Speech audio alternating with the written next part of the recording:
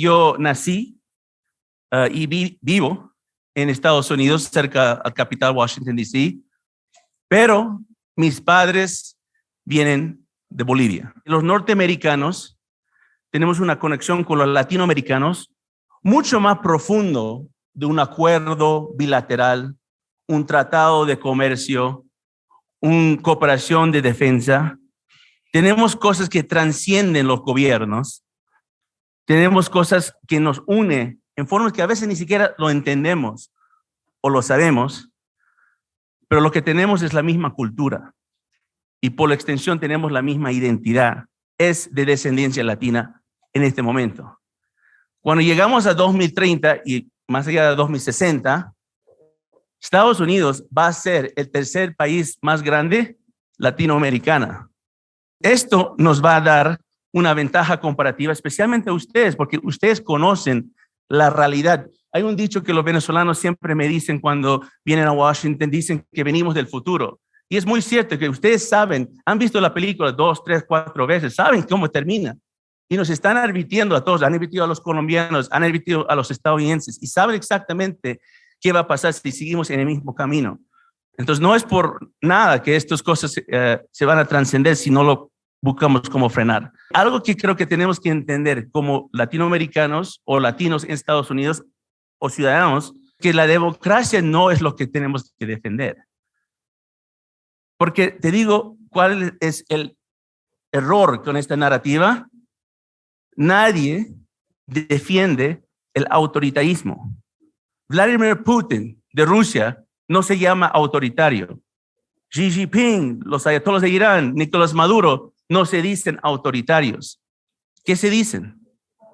Dicen que son demócratas, que son democracias, pero definen la democracia como algo participativa, como algo democracia directa, que simplemente es la tiranía de la mayoría, es 50+1.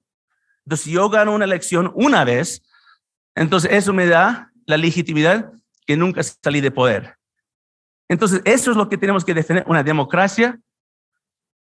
Tenemos que definir democracia y tenemos que distinguir qué es democracia para nosotros, los que pensamos en los valores que trascienden un poco más esa noche de las elecciones, y eso es lo que tenemos que defender. Si tienes una democracia pero no tienes libertad individual, entonces no tienes nada. Pero el otro concepto que muchos se confunden, especialmente creo a veces mis amigos libertarios, es el concepto del Estado-nación soberano. Porque muchos confunden eso primero con estatismo. Estamos hablando del Estado mismo, pero no, estamos hablando primero del nación y nación-Estado.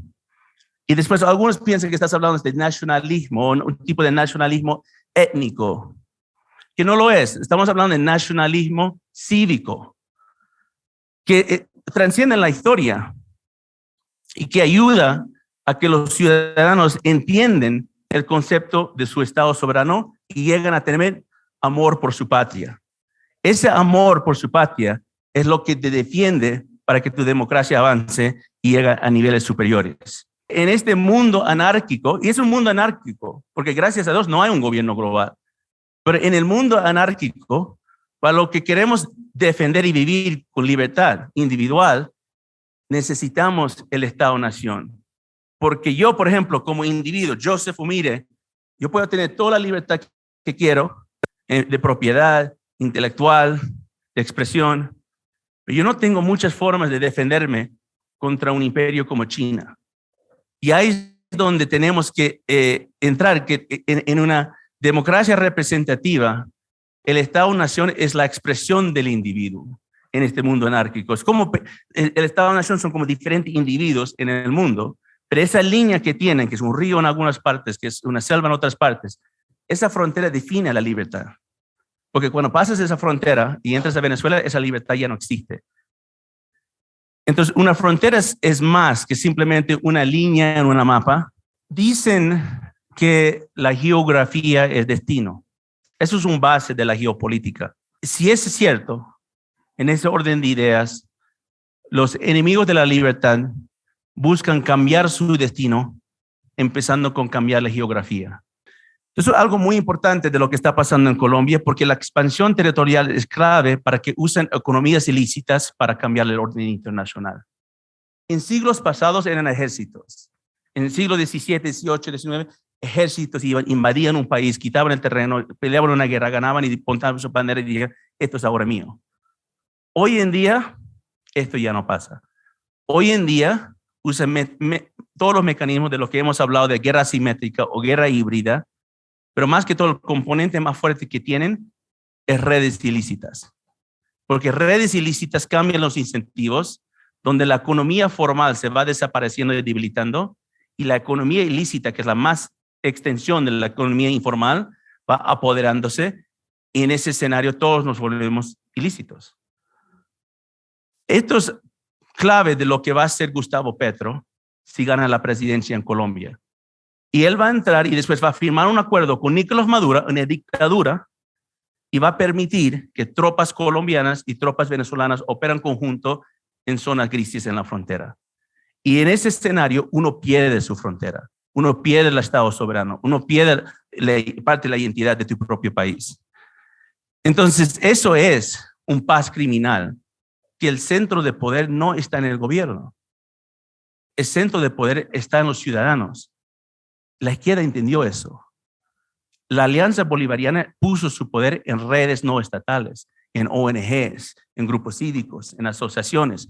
Por eso Cristina Kirchner regresa al poder después de ser acusado de todo tipo de crimen. Rafael Correa casi regresa al poder en Ecuador. Evo Morales se tira, sale del país, ahora regresa y está prácticamente gobernando a pesar de que no sea presidente, porque ellos mantuvieron su poder cuando eran presidentes y estaban en los palacios, en sus redes. En cambio, la derecha mayormente solo depende de la institucionalidad del Estado, que tiene que ir mucho más allá para mantener lo que se llama poder. No hay un gobierno radical de izquierda que ha entrado al poder en América Latina sin primero dividir la derecha.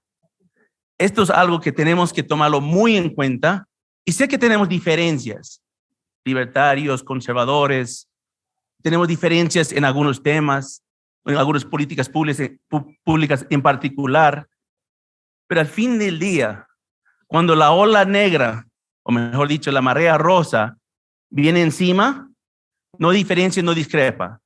O sea, miran todos como igual. Entonces, Foro Madrid, les felicito a ustedes por traer esa unión entre diferentes pensamientos, diferentes pensadores, y que presentan hoy en día, porque esa unión es lo que nos va a permitir ganar esta guerra. Muchísimas gracias.